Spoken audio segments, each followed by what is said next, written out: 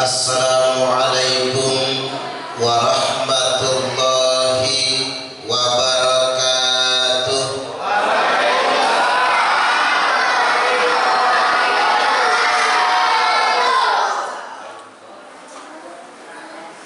Bismillahirrahmanirrahim. Alhamdulillahilladzi khalaqal khalqa 'alal itlaq. Fatiras samawati wal ardi wa basitil arzaq. Asyhadu an la ilaha illallahul malikul khallaq. Wa asyhadu anna Muhammadar Rasulullah al-mab'utsu litatmimi makarimal akhlaq. Allahumma salli wa sallim ala sayyidina Muhammadin wa ala alihi wa ashabihi wa man tabi'ahum bi ihsanin ila yaumit talaq. Amma ba'du. Yang saya hormati aparat pemerintahan lingkungan setempat, lurah atau ketua kepala lingkungan atau bapak ketua RT yang sempat hadir. Yang saya hormati ketua takmir masjid al-muallimin, ya Pak, muallimin aja, muallimin, yakni Bapak Tugiman. Mana Pak Tugiman? Oh, jenengan toh. Tugiman lahir di masa Tulgi, makanya Tugiman. Satu legi. Nek kula Pak Suparman lahire bulan Sapar. Ada kan? Kalau lahir bulan Suro asmane Suratman. Nek lahir dino Pai asmane Paiman. Nek legi Legiman. Nek wage Wagiman. Nek pon Poniman. Enten Pak Poniman. Nek kliwon biasanya kliwon saja. Kulo niki asmani Suparman namun senes tiang Jawi. Bapak saya Komring, ibu saya Kogan. Logo bisa namanya Suparman ya karena bulan Sapar. Dulu mau dikasih nama Saparudin tapi gak jadi. Begitu mau dikasih nama Saparudin, Saparudin di kampung saya ketangkep maling ayam, maka gak jadi namanya Saparudin, Pak. Jadi selanjutnya yang saya hormati Pak Ustadz Zainuddin. Selanjutnya Pak siapa tuh? Pramono Edi Wibowo ya Pak ya. Kok perasaan cungkring semua ya? Pak Budiman, Pak Pramono, Zainuddin, cungkring semua. Terus yang kita hormati dan yang kita banggakan Ustadz mulia. Coba bapak-bapak lihat wajahnya, mirip suami Mbak Wakil Gubernur Lampung. Suaminya Mbak ini kan mirip. Manis ya Pak, maju gimana? Ini bujang loh Bu, bujang. Tolong bapak-bapak yang pengen punya mantu ambil saja. Tapi yang kaya yang ambilnya, biar sejahtera pusat kuliahnya. Mudah-mudahan beliau semakin diberkahi dengan Al-Qur'annya. Allahumma amin. Selanjutnya yang saya hormati bapak-bapak lingkungan Masjid Muaddimin Gunung Sulak, Kecamatan Wayahalim, jamaah peringatan Maulid Nabi beserta anak-anak yang sangat kami sayangi. Bapak Ibu, apa kabar? Sehat? Alhamdulillahirabbil alamin. Saya ini muter-muter Gunung Sulak baru sekali ke Muallimin. Tadi sudah saya perkenalkan singkat, nama saya Suparman Abdul Karim, tinggal di Jalan Durian 1, Kelurahan Waidadi Baru, Sukarame, Banten Lampung. Jadi kalau di Keker Pak, dekat gedung pernikahan Bagas Raya bypass, kira-kira di situ. Istri baru 1, pengen nambah lagi nggak berani Pak, takut nggak diundang ibu-ibu pengajian lagi. Anak hampir 2. Anak yang pertama sudah 5 tahun bujang, anak yang kedua hamil istri saya sudah 7 bulan. Hamilnya gara-gara stay at home. Kemarin 3 bulan nggak boleh ceramah, istri saya positif hamil, bukan COVID. Alhamdulillah. Begitu dikeker PPI USG, bayinya perempuan. Ada yang usul namanya corona saja. Jangan, kata saya, nama virus itu. Mudah-mudahan bersalinnya Allah berikan kelancaran. Allahumma amin, amin ya rabbal alamin. Baik Bapak Ibu rahimakumullah, di awal hendak saya sampaikan Maulid kita malam ini di tengah rasa cemas pandemi COVID-19. Cuman kalau kita nggak ngaji bahaya, cemasnya nambah. Coba bapak-bapak nggak boleh keluar rumah, kayak 3 bulan kemarin, Jumatan aja kita nggak bisa, cemasnya muncul. Saya setuju kayak sekarang lah, new normal, cuman pakai protokol kesehatan. Hanya saja saya minta izin selama ceramah nggak pakai masker, karena kalau saya ceramah pakai masker bau jigong, nanti saya keracunan jigong saya sendiri. Termasuk Bapak Ibu, maskernya jangan dipantang terus, sekali waktu turun menghirup udara segar, sekali waktu naik udah agak sumpok turunin lagi. Ya harus maklum dengan jigong sendiri Pak. Karena begini Pak, ini cuman APD, alat bantu pengaman diri. Yang paling pokok itu bukan masker, yang paling pokok itu imunitas, daya tahan tubuh. Walaupun bapak-bapak pakai jas hujan, pakai helm astronot, kalau daya tahan tubuhnya lemah, kena juga corona. Makanya benar kalau kata dokter yang dari Surabaya itu, penyebab penyakit itu bukan makanan. Halo anak-anak, halo ya Pak Ustaz, ibu-ibunya sumpah tuh ngedengerin suara nyamuk. Baik, tak ulang lagi.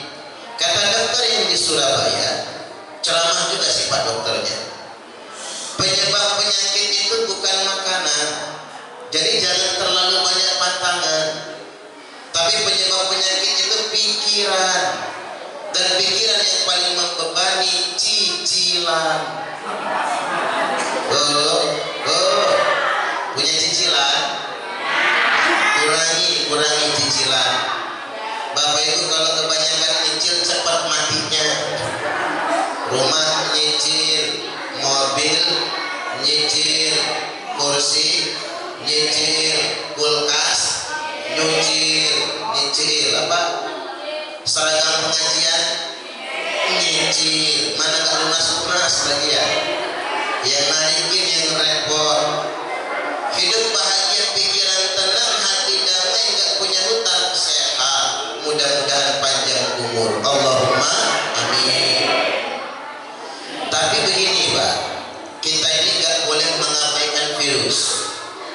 Corona ini bukan isapan jempol. Corona bukan bayangan, tapi corona ini ada wabah ujian dari Allah. Bukan cuma di zaman kita, setiap 1 abad sekali ada wabah besar. Seabad yang lalu di tahun genap juga, tahun kembar maksud saya, tahun 1919, mulainya 1918, puncaknya di 1919, kembar angkanya, jadi angka gandeng. Itu ada flu Spanyol, korban jiwanya 100 juta orang meninggal dunia gara-gara flu Spanyol. Seabad kemudian di tahun angka gandeng lagi 2020, mulainya di 2019, puncaknya di 2020, korbannya 1,5 juta. Masih jauh dibandingkan dengan flu Spanyol.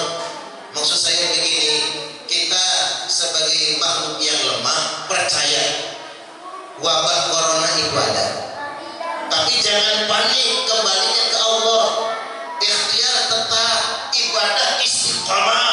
Mudah-mudahan kita dijauhkan dari corona, Allahumma amin. 14 abad yang lalu Al-Imam Sufyan Ats-Tsauri sudah mengatakan, hadza zamanus subur wal luzumul buyut waridha bil qut ila antamut. Zaman ini adalah zaman yang kita mesti banyak diam, waluzumul buyut, betah-betah diam di rumah, jangan pecicilan kemana-mana. Bahasa Inggrisnya stay at home. Makanya gara-gara corona orang pintar bahasa Inggris, suruh di rumah saja, stay at home. Sekolah dari rumah, home schooling. Guru ngajar dari rumah, home teaching. PNS kerja dari rumah, home working.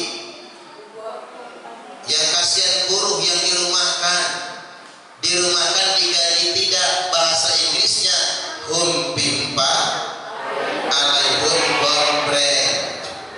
Makanya bapak-bapak yang industri tempenya maju, berbagi tempe ya Pak, yang tahu maju berbagi, yang bergaji berbagi, sesuap nasi yang engkau masukkan ke dalam perut orang yang lapar itu lebih baik daripada membangun 1000 masjid. Saatnya orang yang bergaji untuk peduli, bantu tetangga kita, bantu kalian kerabat kita. Mudah-mudahan kita mulia dunia sampai akhirat nanti, Allahumma amin. Baik, sekarang kita masuk ke maulid. Jadi ceritanya begini Pak, saya ini ceramah maulidnya diupload di YouTube. Jadi bapak-bapak yang punya YouTube nanti cari di YouTube channel Suparman Abdul Karim. Yang tidak gaptek ya, di subscribe. Menyebutnya susah, subscribe, like, comment, and share. Katanya begitu. Ya kalau Ustaz Abdul Somad mah sudah viral, udah terkenal. Ustaz Adi Hidayat mah sudah terkenal. Kalau saya mah lokalan Pak, tapi pengen dakwahnya manfaat. Cuman karena ini masuk YouTube, temanya nggak boleh sama. Jadi malam ini saya nggak bahas maulidnya, karena udah kebanyakan dibahas kemarin. Nanti yang nonton sebel Pak. Ini hari maulid, besok maulid sama isinya. Maka dari itu kita nurut materinya. Malam ini khusus sesinya tentang wasiat Nabiullah Muhammad sallallahu alaihi wasallam. Jadi diawali dari cerita falamma nazalat ayatan, ketika turun firman Allah, a'udzu billahi minasyaitonir rajim, al-yauma akmaltu lakum dinakum wa atmamtu alaikum ni'mati wa raditu lakumul islam dinan. Pada hari ini telah aku sempurnakan untuk kalian agama kalian, dan telah aku cukupkan untuk kalian nikmatku, dan telah aku meridhoi Islam sebagai agama. Al-Maidah ayat 3. Ini ayat yang terakhir turunnya tanggal 9 Zulhijjah ketika Nabi sedang wukuf di padang Arafah min hujjatil wada' di haji perpisahan. Ketika ayat ini turun, Nabi gemetar lalu menyandarkan bahunya di untanya.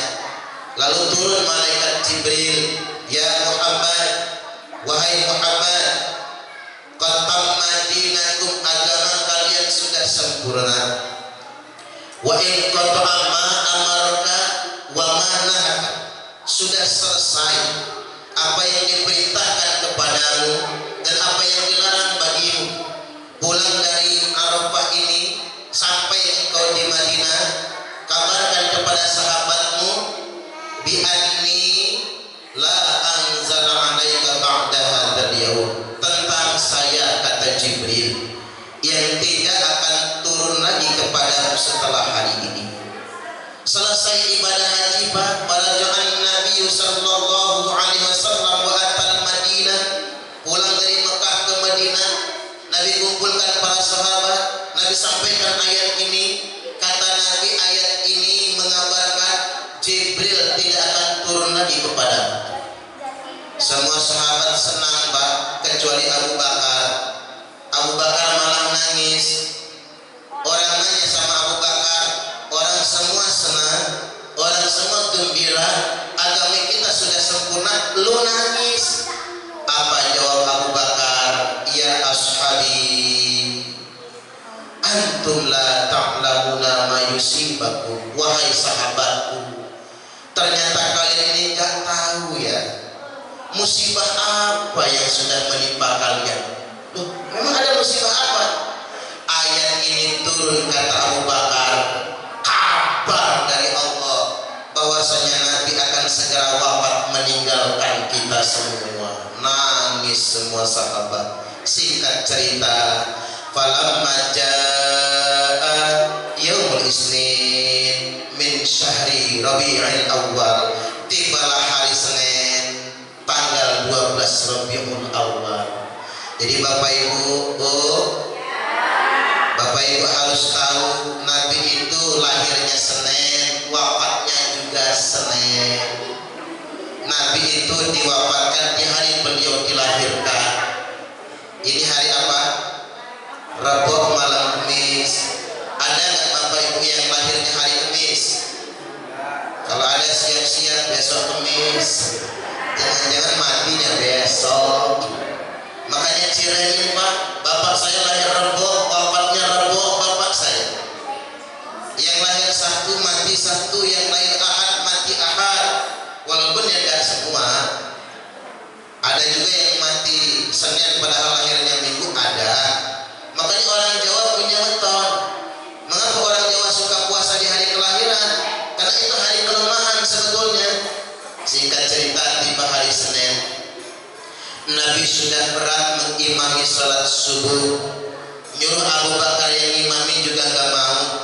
Selesai salat subuh, Nabi pamit. Kata Nabi, saya akan meninggal dunia hari ini. Wahada awwalu yaumi minal akhirat, hari ini hari pertama saya tinggal di akhirat. Wa akhiru yaumi minad dunia, hari terakhir saya tinggal di dunia. Subhanallah. Bisa gak bapak-bapak nanti kalau mati kayak gitu, Pak, ngomong, ma, hari ini bapak mau mati, hari pertama di akhirat ini, hari terakhir di dunia, mama jangan kawin lagi ya. Enak, Pak. Makanya pelajari tanda-tanda kematian biar tahu kapan kita mati. Orang Islam tuh enak, Allah kasih tanda-tandanya. Nabi masuk kamar, datang malaikat Israel, nyamar jadi orang Arab pegunungan, ketok pintu rumah Nabi. Assalamu alayka ayyuhan nabi wa ya ahla baitin nubuwah. Kalau bahasa kita jadi begini, assalamualaikum Nabi dan semua penghuni rumah Nabi. Karena penghuni rumah Nabi kan banyak. Istri Nabi ada berapa, Bapak Ibu? Berapa, Bu? 8, banyak, Pak, lebih malah 8. Istri Nabi itu 13. Allah Akbar. Subhanallah. Saya jadi mikir, coba saya jadi nabi ya Pak, Nabi Suparman gitu, Nabi mulia istilahnya Pak. Tapi kalau bukan nabi jangan jajar ya Pak, pening kepala, jangan. Itu spesial nabi itu pun zaman dulu bukan zaman sekarang. Jadi waktu Nabi wafat itu istri Nabi yang terkumpul di sana itu jumlahnya sudah tinggal 11 orang. Yang 2 sudah wafat meninggal dunia, terutama Khadijah. Saya bahas istri sebentar ya, kok udah kadong ibu-ibu dengar. Khadijah itu istri pertama yang tidak pernah dimandu oleh Nabi. Khadijah waktu dinikahi sudah umur 40 tahun, Nabi umurnya selawet. Kebalik kan Pak? Kalau Sulaim sama Natali Holsap tidak. Sulaim 43, Natalinya 28, enak. Ini Nabi 25, Khadijah 40. Diajak ke depan Ka'bah harus akad nikah, megang batu Hajar Aswad. Kata Nabi, wallahi demi Allah 3 kali, saya bersumpah Khadijah tidak akan kawin lagi selama engkau masih hidup.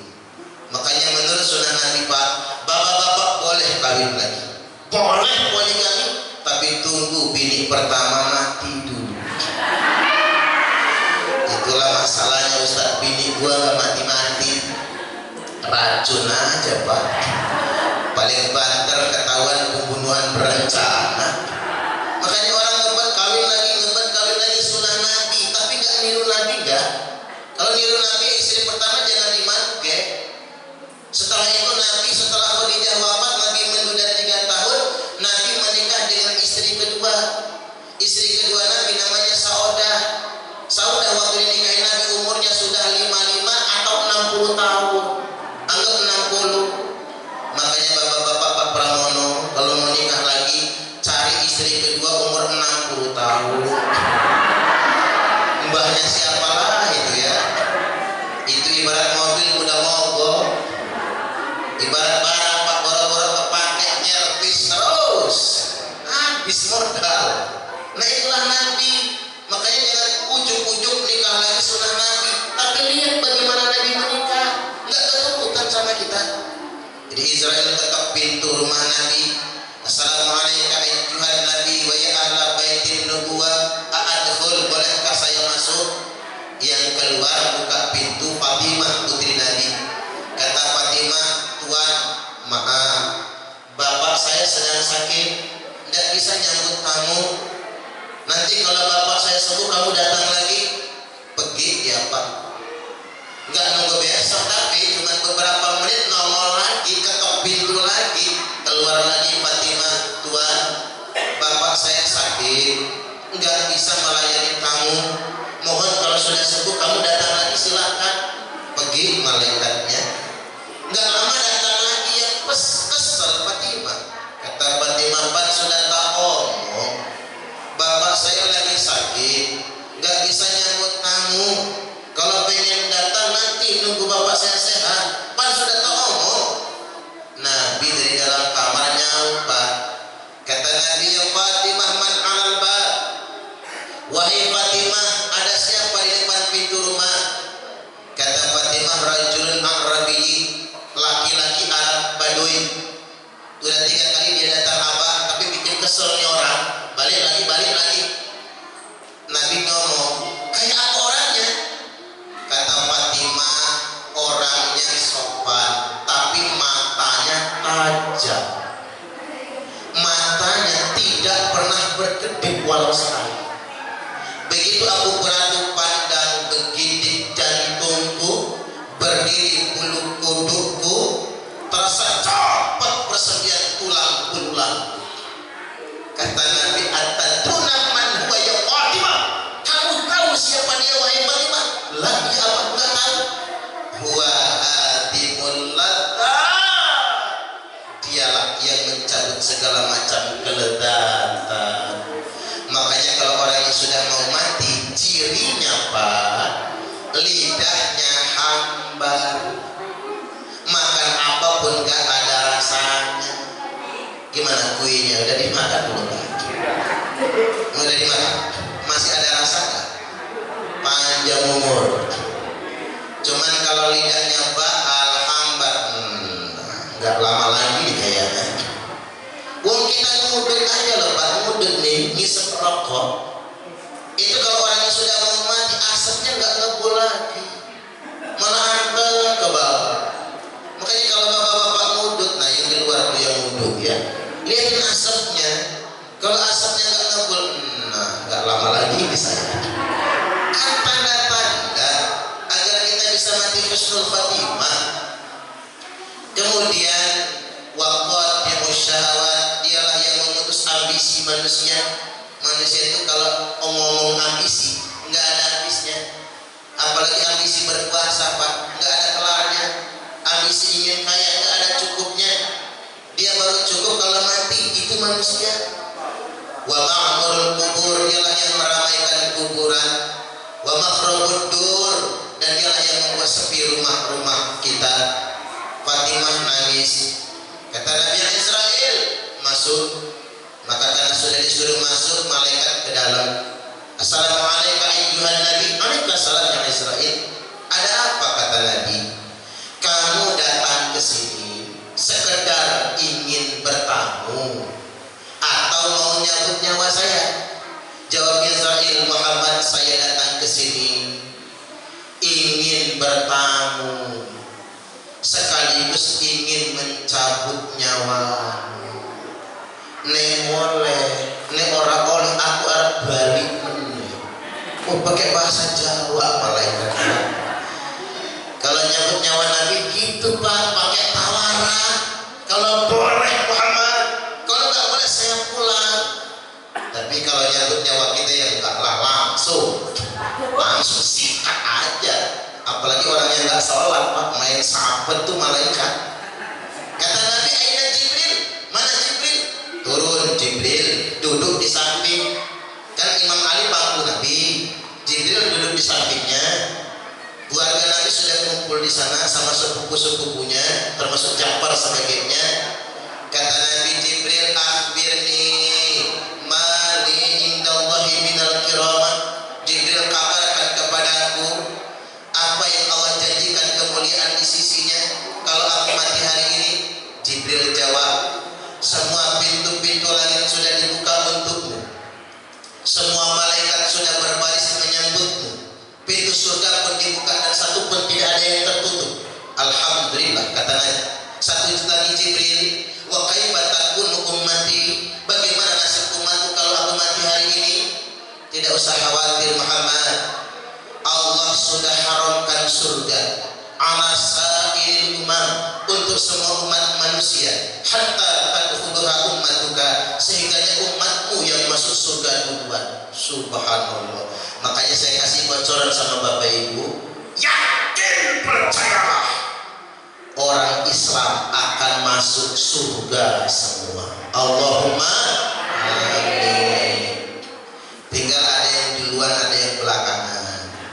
Kira-kira Bapak Ibu ini duluan atau belakangan? Duluan ya, jangan belakangan Pak. Belakangan mah mampir. Kira-kira ada nggak bapak-bapak yang pengen jajal mampir neraka? Biar bisa cerita loh Pak. Wah, habis dari neraka ke surga ketemu kita. Bapak Pak Pramono ya? Iya. Kemana aja baru nongol? Iya mampir dulu saya. Ini umpama. Emang di neraka ada apaan? Ada trio macan katanya. Lagi nyanyi dua peye dalam neraka. Subhanallah. Bahkan ada Jupe, waktu dikejar api neraka nyanyi dia, oke wai aku rapopo. Padahal udah gosong, tapi kita doakan Jupe masuk surga. Allahumma amin. Karena orang mati harus didoakan yang baik-baik. Yang belum mati kita doakan agar bertobat. Allahumma amin. Baik Bapak Ibu rahimakumullah, umat Islam dijamin masuk surga. Allah haramkan surga atas semua umat terdahulu kala sampai umat Islam yang masuk surga duluan. Kalau begitu saya senang, kata Nabi. Israel, giliran kamu sekarang cabut nyawa saya. Maka dicabut nyawa Nabi Pak dari ubun-ubunnya. Tarik pelan-pelan. Yang pertama kali mati telapak kaki. Nah ini ilmu lagi bagi kita. Orang yang sudah mau mati telapak kakinya melengkung. Maaf ya Pak, saya contoh pakai kaki biar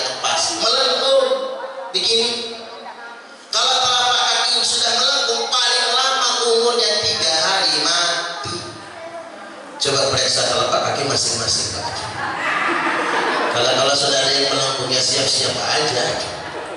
Orang yang sudah mau mati tulang belakangnya berubah lepek dia. Jadi kalau terlentang di lantai rata dengan lantai. Duduk pun mesti cari senderan. Coba lihat yang nyender-nyender ini. Masa itu nyender semua ya? Ini udah kode ini Pak, kode ini. Hidup gak akan bakal lama lagi. Tapi saya kasih tahu juga lah, karena ini rata-rata banyak yang sudah lanjut usia. Orang yang tertipu itu orang yang pengen hidup lama di dunia. Nipu itu namanya Pak, tertipu dengan diri sendiri. Kata Khairul Anwar, aku ingin hidup 1000 tahun lagi. Ketipu dia. Nggak bisa Pak kita hidup lebih dari 100 tahun. Capek. Coba bapak-bapak kalau umurnya sudah seabad lebih capek kan? Anak-anak udah mati duluan, teman-teman udah habis, kawan-kawan sama cucu nggak satu bahasa. Cucu ngomong apa, si kakek ngomong apa? Mending kalau sehat, kalau sakit mata rabun, kuping budek, gigi opong, kena asam urat, rematik, prostat bocor kalau merebes sendirinya, tambah lagi penyakit parah, stroke, bengek. Kadang-kadang bini muda yang ngurus gak sabar. Bapak-bapak juga sih udah sakit cerewet, bini telat ngambil anduk marah, telat ngidangin kopi marah, telat bikin teh marah. Kalau bapak-bapak kayak gitu, istri sambil bikin teh ngebatin. Kapan matinya orang satu ini? Percayalah sama saya. Makanya gak enak hidup lama-lama di dunia. Kita tuh maunya hidup bahagia, mati husnul khotimah, akhirat masuk surga. Allahumma amin. Itu hidup kita. Ditarik nyawa Nabi sampai di lututnya, sampai di pahanya, di pinggangnya, sampai di udelnya. Nabi sempat ngomong, ma asyadda murratul maut, bagaimana dahsyatnya rasa kematian itu. Pak, nah jadi gitu, apalagi kita yang banyak dosa. Kira-kira kita ini banyak dosa nggak Bapak Ibu? Banyak, apalagi gemuk-gemuk. Banyak betul dosa, ternyata pengen dijauhin ya Pak, biar nggak terlalu pening ya. Tapi maaf ya yang gemuk, yang kurus jangan bangga dulu. Jangan-jangan yang kurus lebih banyak lagi dosanya. Kurus bukan karena nggak makan, karena keberatan dosa, cungkring badannya. Yang namanya manusia banyak dosa. Makanya yang paling Nabi takuti sakaratul maut tuh. Nabi sampai doa begini, Pak, ya Allah, timpakan semua rasa sakit sekarat ini padaku, dan jangan timpakan kepada umatku. Saking sayangnya sama kita, saking sayangnya Bapak Ibu. Makanya kita diajarkan lagi doa, Allahumma hawwin alaina fi sakaratil maut. Imam Yasin, Imam Tahlil tidak lupa tuh baca doa itu. Tarik lagi nyawa Nabi sampai di dada beliau. Ketika nyawa Nabi sampai di dada, beliau berwasiat. Nah ini penting banget. Apa wasiatnya? Usikum bisolati wa ma malakat aimanukum. Aku wasiatkan kepada kalian semua, kata Nabi, jaga sholat. Jaga sholat. Hidup kalau ingin bahagia dunia, jaga sholat. Akhirat ingin bahagia, jaga sholat. Tak bacakan hadis buat Bapak Ibu, hadis kursi. Tabarra'u bi'ibadati, lapangkan waktu untuk menyembahku, kata Allah. Jaga sholatmu. Kan gak banyak-banyak, cuma 5 waktu. Aku janji, kata Allah, Allah usadraka, kinanku penuhi dadamu dengan kekayaan. Ini ayat hadis kursinya menarik. Allah gak katakan begini, jaga sholat nanti rumahmu penuh perabotan. Tidak. Jaga sholat nanti lemarimu penuh dengan simpanan perhiasan. Tidak. Jaga sholat nanti mobilmu banyak. Tidak. Tapi jaga sholat kepenuhi dadamu dengan kekayaan. Karena kaya itu di sini. Kaya itu bukan soal harta, tapi kaya itu soal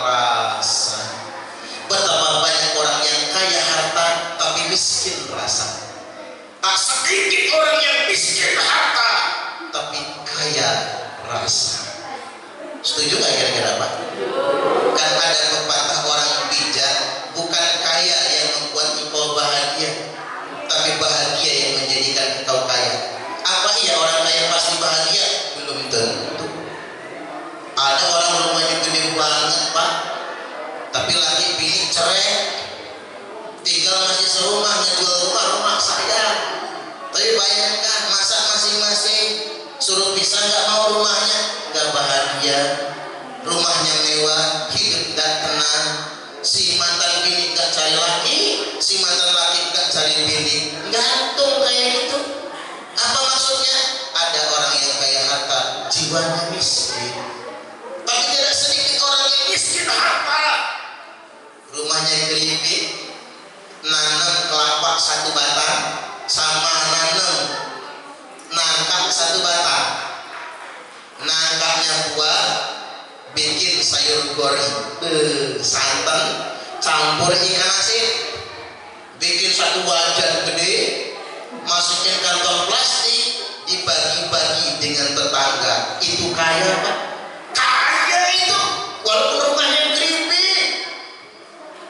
Dia nggak bisa bagi sedekah bentuk duit, cuman dia punya buah nangka, dia punya buah kelapa, dia bikin sayur santan, dia bagikan kepada tetangga. Itu kaya, kaya hatinya.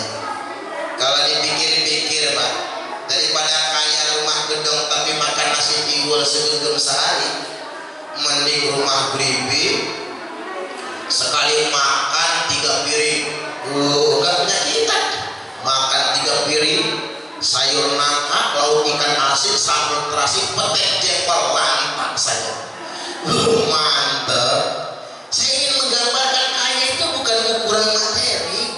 Makanya Nabi bersabda, laisa al-ghinaan kathratil arab, bukanlah kaya raya itu karena kalian banyak perhiasan. Nah ini ibu-ibu di belakang disindir oleh hadis ini. Kaya itu bukan karena banyak perhiasan. Apa orang kaya itu naik kondangan 5 jari dipasangin cincin semua? Wow, kalau kondangan pak bawa tasnya dibikin cincin penuh, begitu masuk aut digoyang-goyang, tuik. Apa itu orang kaya? Bukan. Apa orang kaya itu kalau pakai gelang sampai ke siku? Ada loh pak, pakai gelang sampai ke siku. Wayangnya kondangan ecak bekipas, kuncrang-kuncring, udah kayak kegempringan. Apa orang kaya itu pakai kalung gede banget segede rantai anjing umpama. Saya pernah pak ngisi ceramah ibu-ibu orang kaya yang di Bandar Lampung. Acaranya saja di hotel Novotel, kita nggak di masjid, dia mah di hotel. Kita mah keliling ke rumah-rumah arisan, dia mah di hotel. Ngundang saya ceramah, begitu masuk ruangan saya pak, ibu-ibu orang kaya itu menyapa, selamat datang Bapak Ustadz. Orang-orang yang udah istri salon semua. Saya heran melihat kalungnya gede-gede banget. Ada yang kayak cilok, bulet. Kalung apa sih bu namanya itu ya? Yang bulet-bulet itu bang. Ada yang kayak somai kotak-kotak. Ada yang liontinnya loh, pentolan itu gede banget, segede pentolan bakso setan. Udah kayak kepala bayi gitu. Itu mungkin kalau dibawa kondangan nunggu dia jalan. Ngapa bu sakit pinggang? Bukan kegedean kalung.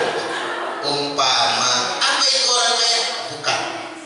Kalau ingin kaya kata Allah jaga sholat kan gak muluk-muluk. Wa ilam tafal, tapi apabila engkau tidak menjaga sholat zuhur mepet asar, asarnya numbur maghribnya mentok, isanya ketiduran, subuhnya kesiangan. Ketiban sholat subuh niatnya begini, usalli fardhu subhi rakataini mustaqbilal qiblati qodoan lillahi ta'ala. Kalau qodoan jam 8 sholat subuhnya. Istrinya nyusul, apa kata ibu-ibu? Usalli fardhu subhi rakataini mustaqbilal qiblati, kesiangan lillahi ta'ala. Kalau kesiangan bu jam 9 sholat subuhnya, nanti anak lebih hebring. Apa kata anaknya? Usalli fardhu subhi wal dhuhri wal asri wal maghribi wal isya'i royoan oplos lillahi ta'ala. hancur sholatnya. Jaga sholat, hidup bahagia. Apalagi sholatnya berjamaah ke masjid, kita memakmurkan masjid.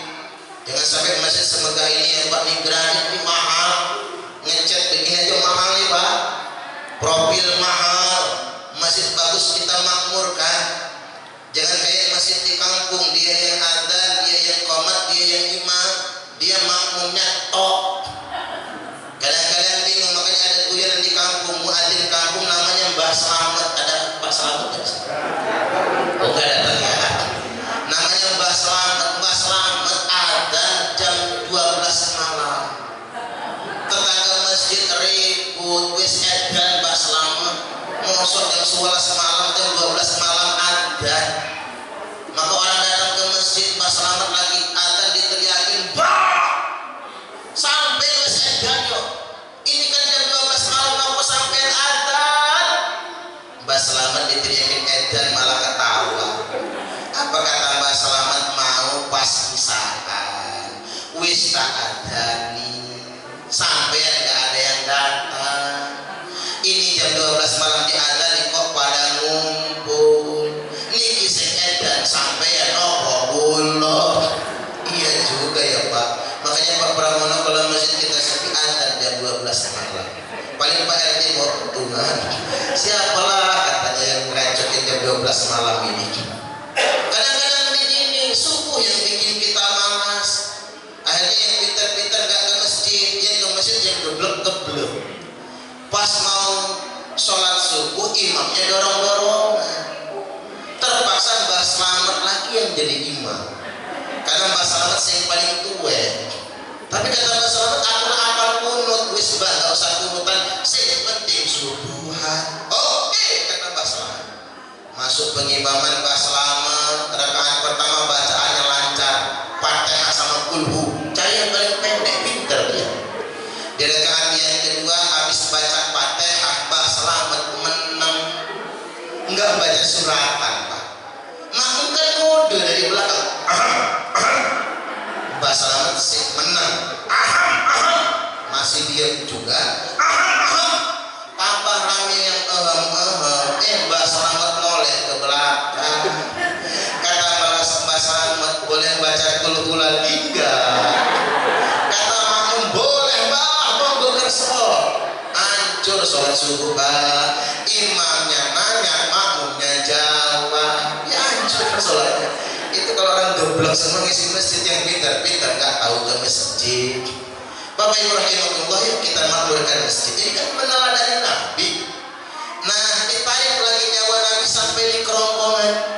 Ketika nyawa beliau sampai di kerongkongan, beliau pesan lagi, ittaqun nisa, ittaqun nisa, ittaqun nisa.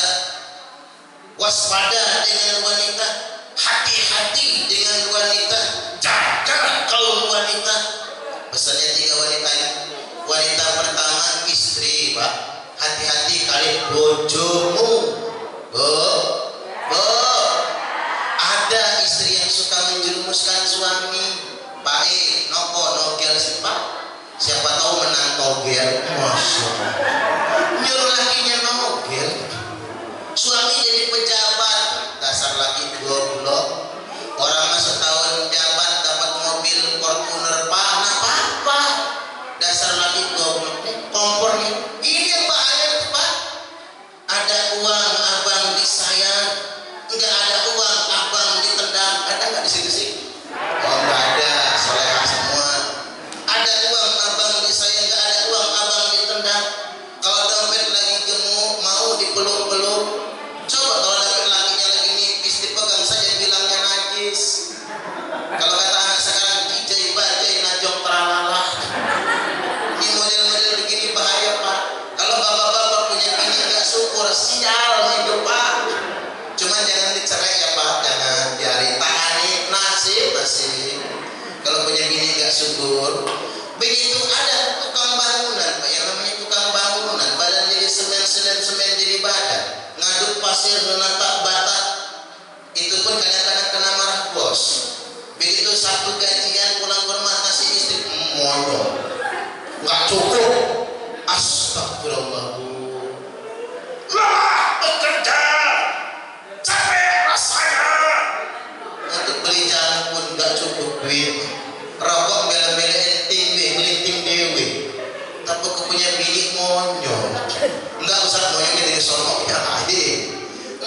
cemberut nggak syukur. Saya mengandaikan begini Pak, saya kan lama nggak punya anak, makanya anak pertama saya masih 5 tahun Pak. Begitu punya anak saya baru menyadari Bapak Ibu, itu rasanya. Anak minta beliin mainan, beliin mainan. Pintar kita orang tua, pulang ceramah beliin aja yang 10.000 buat. Sampai rumah dikasih jingkrak, ore makasih ya Bi, makasih ya Bi, sudah diberikan mainan. Rasa gembira sumringah yang luar biasa melihat anak jingkrak mengucap terima kasih. Coba ibu bisa nggak kalau dikasih suami duit jingkrak? Coba terima kasih ya Pak. Allahu Akbar, luar biasa bahagianya punya istri bersyukur. Bu, mau masuk surga nggak? Tak ajarin. Kalau ibu pengen masuk surga, jadilah istri yang qanaah alias nerimo. Kalau dikasih suami uang belanja 30 juta sebulan nerimo. Iyalah terus itu mah. Dikasih 5 juta nerimo. Dikasih 500.000 nerimo langsung. Nggak cukup sebulan. Cuma dikasih 50.000 ispakai waya rokok. Ya jangan deh Pak, sebulan 50.000 mau makan apa? Tapi belajar dulu bersyukur kepada suami. Karena perempuan itu begini Bapak Ibu, ibu-ibu itu paling gampang masuk surga, paling gampang masuk neraka. Ibu-ibu kalau pengen masuk surga taat suami, tapi kalau pengen masuk neraka gampang ngelawan sama suami. Suami lagi tidur mau sepak palanya, gratis masuk nerakanya, nggak usah bayar. Jajar aja kalau nggak percaya, gampang jadi perempuan mah. Ibu-ibu nyucuk tangan suami, cium nih, mencium tangan suami itu pahalanya sama seperti 70 kali cium Hajar Aswad. Inilah rahasianya Pak, dalam kitab manapun disebutkan hanya laki-laki yang disunahkan cium Hajar Aswad, perempuan tidak, karena perempuan cukup nyucuk tangan suaminya 70 kali cium Hajar Aswad, apalagi suaminya hitam kayak panah wajah persis betul Hajar Aswad. Makanya yang masih gadis-gadis saya kasih tahu, cari suami jangan yang kuning, jangan yang coklat, jangan yang putih, cari yang hitam kayak negro itu, biar pas Hajar Aswad. Tambah lagi ibu-ibu nyuci baju suami, ibu-ibu nyuci baju suami. Dari satu baju suami yang ibu-ibu cuci, ibu-ibu akan mendapatkan 1.000 pahala, dicabut 2.000 dosa. Satu loh Bu, gimana kalau 10 lembar? 2 kolor celana dalam, kedua nih, kaos oblong 3, kaos dalam, kaos dalaman 4, kemeja pendek 6, baju koko 6 ya, baju kerja 7, boxer pendek 8, celana panjang 9, sarung 10 ibu-ibu nyuci tiap hari, ibu-ibu mendapatkan 10.000 pahala, dicabut 20.000 dosa. Makanya ibu-ibu kalau habis bikin dosa nyuci baju, habis dosanya. Ingat waktu beli sayur ngerumpi, nyuci baju, habis dosanya. Ada yang nanya, Ustaz, baju suami saya sudah bersih semua, yang bersih cuci lagi. Tanya suaminya, Pak, apa kolornya mana? Dia tanggul lama, lepas Pak, lepas. Kirain mau ngajak apa ya Pak, ternyata pengen nyuci kolor mama. Enak jadi perempuan kalau jadi pahala. Makanya perempuan rata-rata masuk surga dulu. Tapi ingat syaratnya, jangan melawan sama suami, berbaktilah kepada suami. Yang berikutnya, intakun nisa, jagalah anak gadismu, jangan biarkan dia dalam pergaulan bebas. Saya juga heran kalau di kampung saya, namanya orang kampung Pak, ayam maghrib belum pulang dicari, nyari di pekarangan orang, tersinggung orang Pak. Tapi kalau anak gadis jam 8 malam belum pulang biasa aja. Malah kalau pulang jam 11 bawa martabak sama cowoknya, anak papa memang pintar. Nah ini salah. Yang ketiga, ittaqun nisa, muliakan kaum perempuan. Siapa? Ibumu. Nah, ini saya perlu penegasan dikit dari tentang ibu ini. Perlakukan orang tuamu seperti raja, maka rezekimu pun akan seperti rezeki para raja. Tapi awas, Kalau engkau memperlakukan orang tua seperti pembantu, maka rezekimu pun akan seperti rezeki pembantu, capek nyarinya, tapi tidak akan pernah cukup selama-lamanya. Saya heran sama orang sekarang, Pak. Mentang-mentang sukses lupa orang tua. Saya jadi ingat perkataan ibu saya. Cuman ibu saya nggak bisa bahasa Indonesia, bisanya bahasa Inggris. Kata ibu saya, ame anak lemah, umat di duna minta. Ame anak saru, umat nangis siang malam. Ini bahasa Inggris Kingston. King itu raja, stone itu batu, batu raja. Saya terjemahkan, ame anak lemah, umat de denah minta. Ne anaknya seneng, ne anaknya suke. Kalau anaknya kaya, ibu nggak pengen minta, betul nggak Bu? Oh, tapi kalau dikasih yang mau, tapi jangan ditawari. Karena anak-anak itu pintar Pak nawar. Ma, oh boleh, masih punya duit? Masih. Kan jawabnya begitu. Cukup nggak? Cukup. Nggak perlu nggak dikirim lagi? Nggak usah nak. Lo ngapain nanya? Ini buat semua anak-anak Pak, nggak usah nanya sama orang tua. Ngasih ya Mas ya. Kalau orang tua itu pasti pintar bohong sama anak. Hidup melarat Pak, makan susah, kadang makan kadang enggak. Ada yang kedurian bagi besek isi rendang padang, semua disuapin ke anaknya. Anaknya nanya, mama nggak makan rendang? Enggak nah, mama nggak suka rendang. Padahal sambil nyuapin nelen udah rasa kering ronggongan. Lo kenapa sih mak pengen betul makan rendang, tapi suapin ke anaknya? Itulah orang tua. Makanya kalau saya menyampaikan, tak ada yang bisa menggantikan kedudukan orang tua, nggak ada. Setuju nggak kira-kira? Kasih ibu kepada beta tak terhingga sepanjang masa, hanya memberi, tak harap kembali, bagai sang surya menyinari dunia. Itu lagu yang paling saya suka Pak. Satu-satunya manusia yang hanya memberi dan tak pernah harap kembali, itulah ibu. Makanya malam ini baik yang masih punya ibu, jangan pernah sia-siakan ibu. Sekali lagi dia masih ada, nyesel kalau sudah gak ada lagi nantinya. Tarik lagi nyawa Nabi, sampailah di batas akhir, hilang suara Nabi Pak.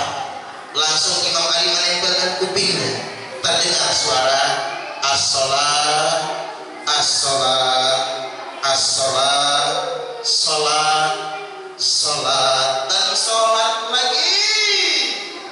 Ummati, ummati, ummati, umatku, umatku, umatku. Wafatlah Nabi di usia 63 tahun, tanggal 12 Rabiul Awal, Senin, tahun ke-11 Hijriah. Demikian dari saya, tidak berpanjang lebar. Kalau ada sumur di ladang, bolehlah kita menumpang mandi. Kalau ceramahnya masih kurang, besok boleh mengundang lagi. Insya Allah. Gimana Ustaz? Langsung doa ya.